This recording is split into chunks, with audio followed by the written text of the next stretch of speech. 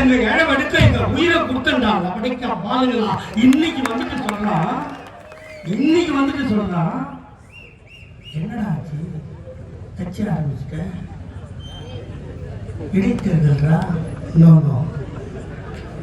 ஈரோடு இடைத்தேர்தல்ரா, no what about 2024 MP எலெக்ஷன்ரா, no then you want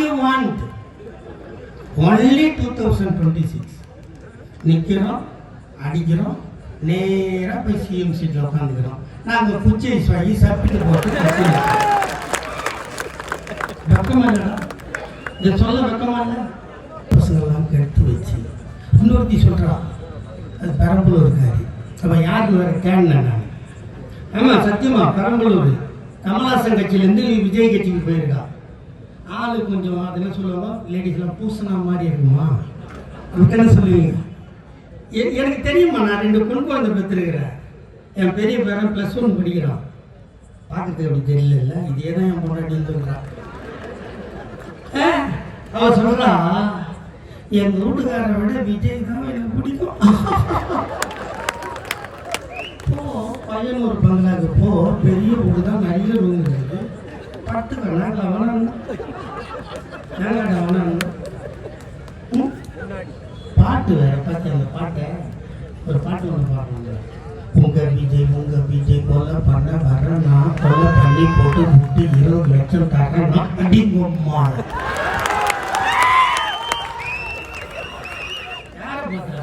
இன்னைக்கு கூட என்ன பேசலாம், நான் அளவோட எல்லையோட பேசுறேன். இது வீர மக்கள் அந்த பழனிசாமி பையன் சொல்றான், இதான் கடைசி தேர்தல்.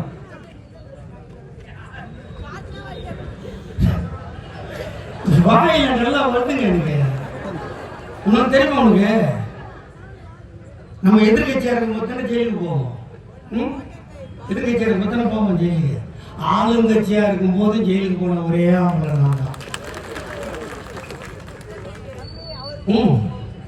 மன்னிப்பு கேட்டு கேட்டாங்க, செத்து போயிடுவேன்.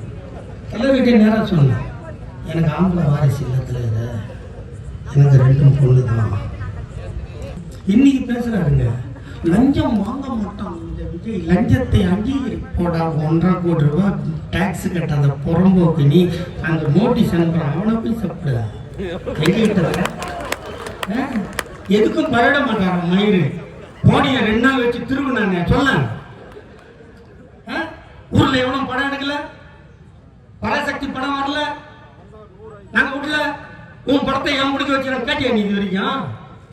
அந்த பக்கம் திருப்பூர்னாவே அழகாங்க. அந்த பழைய போட்டெல்லாம் பாருங்க, பிச்சைக்காரங்க பிறந்தவங்க.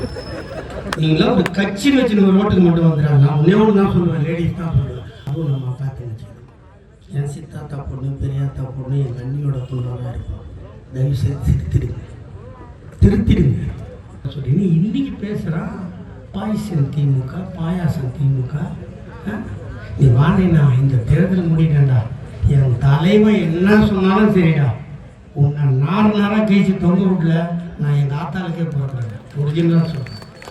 இதில் என்ன வேடிக்கைன்னா வருத்தம், அந்த பையனுக்கு 51 வயசு தான். வயசான காலத்தில் சொல்லுவாங்க, திமுக அழிப்பேன், ஒழிப்பேன், பள்ளம் தோண்டி புதைப்பேன், விழா எலும்பை முறிப்பேன். அப்படி சொன்னவங்களாம் சீக்கிரம் செத்து தான் வரல.